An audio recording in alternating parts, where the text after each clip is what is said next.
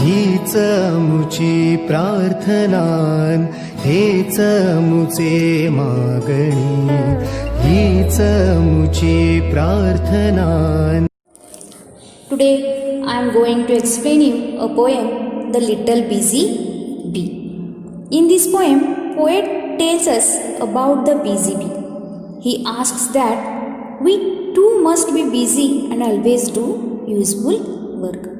तर या कवितेमध्ये कवीने आपल्याला की कामाचं महत्त्व, आपण आपले काम वेळेवर कसं करायचं हे एका मधमाशीच्या उदाहरणावरनं आपल्याला समजावून देण्याचा प्रयत्न केलेला आहे. About the author. Isaac Watts was born on July 17, 1674 and died on November 25, 1748. He had mastered Latin, Greek, Hebrew and French. तर इसॅक वॅट्स यांचा जन्म 17 जुलै 1674 साली झाला आणि त्यांचा मृत्यू 25 नोव्हेंबर 1748 साली. त्यांना 4 भाषांमध्ये ते मास्टर्ड होते.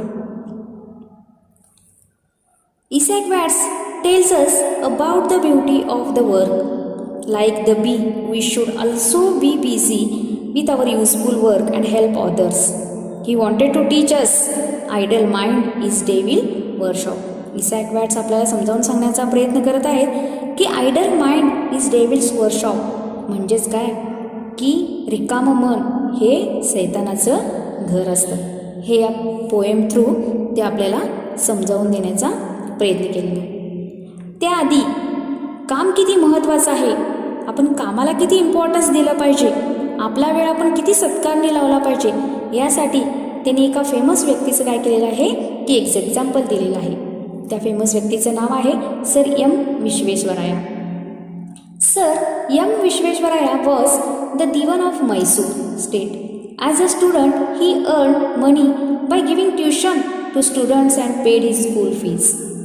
बघा, we are depended to parents. आपण काय असतो की पॅरेंट्सवर डिपेंड असतो की आपल्याला स्कूल फीज भरण्यासाठी.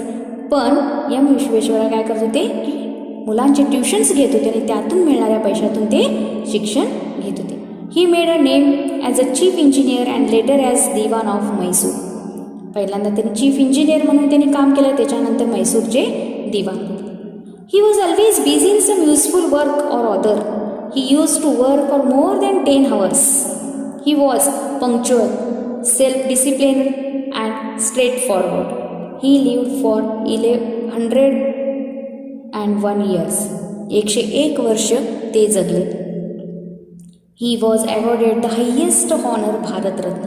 तर त्यांना भारतरत्न देऊन त्यांचा सन्मान करण्यात आला. बघा, तर अशा एका थोर व्यक्तीचं उदाहरण देऊन आपल्याला की कामाचं महत्त्व आणि वेळेचं महत्त्व समजावून दिलेलं आहे. तर आपण आता कवितेकडे बोलू. How doth the little busy bee improve it shining hour and gather honey every day from every opening flower. Poet says that bee is always busy in working and utilising every shining hour. बघा काय सांगत आहे की बी म्हणजे मधमाशी हे काय करते, नेहमी कामात असते. नेहमी कामात असते. आपला जे वेळ आहे तो वेळ काय करत असते, ती कायम सदकार्यासाठी उपयोगात असते. Always it works so it is identified as busy bee. नेहमी कामात असणं हे त्या बिझी बीचं काय आहे, आयडेंटिफाय म्हणजे ओळख आहे. It builds the hay very skilfully and stores sweet honey in it. नेहमी काम करत असतं आणि काय करतं ते, she collects honey from the flowers every day. म्हणजे प्रत्येक फुलामधून ते काय करत असतं, मध गोळा करत असतं. मधमाशी जी आहे ती प्रत्येक फ्लॉवर्समधून गोड हनी आपल्यासाठी गोड असं मध गोळा करत असते. How skilfully she builds her cell, how neatly she spreads her wax and labors hard to store it well with the sweet food she makes. How skillfully she builds her silk and how neatly she spreads her wax. बघा, how does the little busy bee work? It makes good use of time. She builds her cell so skilfully. अगदी कौशल्यानं ती आपली cell तयार करत असते. She spreads her wax very neatly. म्हणजे जे मेन आहे ते काय करत असते, अगदी व्यवस्थितपणे ते काय करत असतं, आपल्या त्या मधमोच्या आपण पोळा म्हणतो ते फसवत असते. And works hard to store it with honey. आणि खूप कष्ट करून ते काय करत असते, मध गोळा करत असते. ते आपला प्रत्येक वेळ जे आहे ते काय करत असते, व्यवस्थितपणे यूज करून आपल्यामध्ये ते स्वीट हनी गोळा करत ठेवत असते. The bees build their cell very skilfully, spread their wax neatly and work hard to store honey in the cell. त्या सेलमध्ये ती काय करत असते की हनी म्हणजेच काय, मध गोळा करून ठेवत असते. In work of labour or of skill I would be busy too, for Satan find some mischief still for idle hands to do. बघा इथं काय सांगितलेलं आहे. The poet speaks about himself.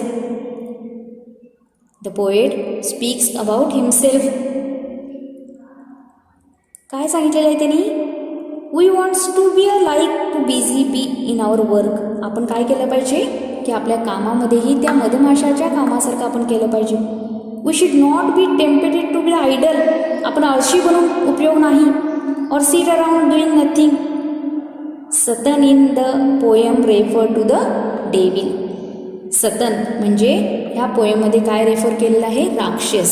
सतन means इथं राक्षस म्हटलेलं आहे. मग काय सांगितलेलं आहे इथं बघा की for Satan find some mischief still for idle hands to do. म्हणजे आपण जर आळशीपणा केलं, आपण जर आळशीसारखं वागलं तर काय होईल की आपल्या मनावरती राक्षसाचा ताबा निर्माण होईल. म्हणजेच राक्षस आपल्या मनामध्ये घुसेल. म्हणजेच काय, आपल्याला चांगलं कार्य ते करू देणार नाही. Satan in the poem refer to the devil or some evil being who injuries the idle person. म्हणजेच काय की आळशी लोकांना काय होईल की इंजुरीज म्हणजे काहीतरी धोका निर्माण, म्हणजे आपल्या प्रगतीमध्ये काय होईल, अडथळा निर्माण होईल. Poet wants to us to be like a busy bee in work और लेबर अँड स्किल. आपल्या कामामध्ये आपण काय करायचं आहे, खूप कष्ट करायचं आहे. We have to work hard.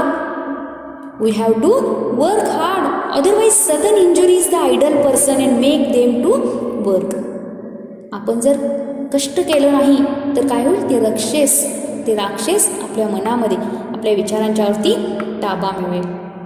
म्हणून काय करत आहे, तर पोएट सांगत आहे आपल्याला काय केलं पाहिजे, हार्डवर्क केलं पाहिजे. इन बुक्स और वर्क और healthful play let my first years be passed that I may give for every day some good account at last. In books or work or healthful play, let my first years be passed. बघा काय म्हटलेलं आहे, तर poet wants to be like a busy bee. Poet wants to spend his boyhood days by reading books, working and playing every day. आपलं जे बालपण आहे ते बालपण आपण कसं घालवलं पाहिजे की काही पुस्तकं वाचली पाहिजे, काम केलं पाहिजे आणि दररोज खेळलं पाहिजे.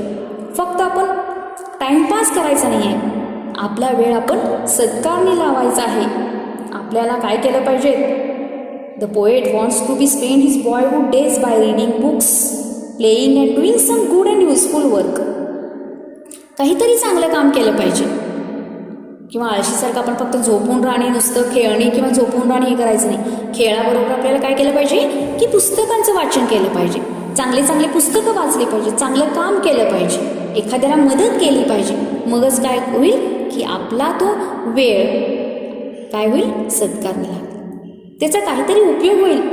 आपण प्रत्येक वेळ काय केला पाहिजे की कोणतं तरी चांगलं काम केलं पाहिजे, त्या वेळेचा सदुपयोग केला पाहिजे. आपल्याजवळ वेळ आहे म्हणून आपण काय केलं पाहिजे, त्या वेळेचा सदुपयोग केला पाहिजे, असं इथं कवी इझॅक वॅट्स आपल्याला म्हणतात. त्यांना असं वाटतं की every human being could be busy like a बी. म्हणजे प्रत्येक माणूस त्या मधमाशासारखं काय असलं पाहिजे, व्यस्त असला पाहिजे, बिझी असला पाहिजे. कशामध्ये, डू युजफुल वर्क, कोणतंही युजफुल काम करण्यामध्ये तो नेहमी व्यस्त असला पाहिजे.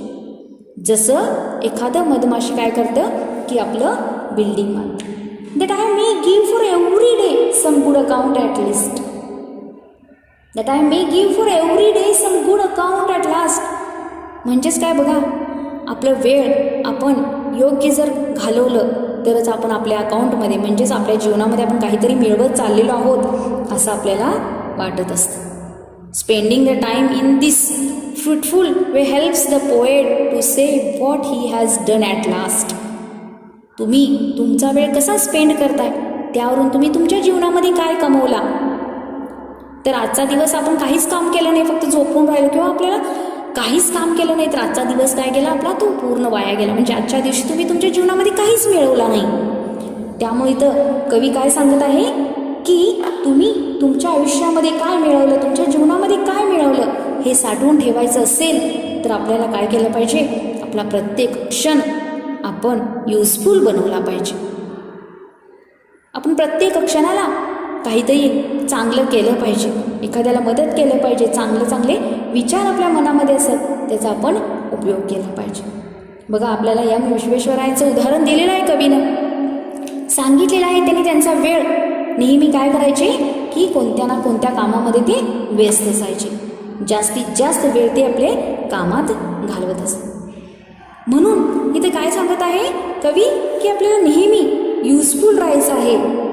जसं काय करत असतं की एखादं मधमाशी जी आहे ती कसं आपलं काम करत आहे ते सांगते. बघा ह्या कवितेमध्ये आपल्याला कवीनी द लिटल बिझी बी कशा पद्धतीनं आपलं काम पूर्ण करतं हे तर सांगण्याचा त्यांनी प्रयत्न केलेला आहे. त्याद्वारे तुम्हाला त्यांनी सांगितलेलं आहे की आपणही काय केलं पाहिजे की चांगलं कार्य, we too should do the work with our efficient skills. आपल्यामध्ये स्किल्स जे आहेत त्या पद्धतीनं आपण काय केलं पाहिजे की आपण आपलं काम केलं पाहिजे. So very beautiful explain the poet in this poem tells us about the busy bee, and he also asks that we too must be busy and always do useful work. Let us see question answers.